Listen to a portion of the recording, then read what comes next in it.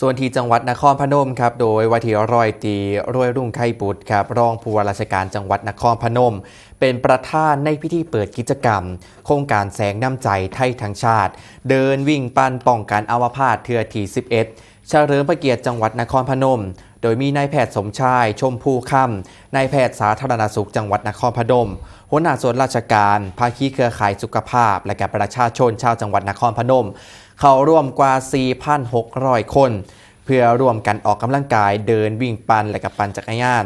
และการจัดกิจกรรมในเทือนี้ครับเป็นการร่วมพลังของประชาชนชาวจังหวัดนครพนมในการออกกำลังกายเพื่อสุขภาพและก็น้อมรำลึกในพระมหากรุณาธิคุณของพระบาทสมเด็จพระเจ้าอยู่หัวและสมเด็จพระนางเจ้าพระบรมราชินี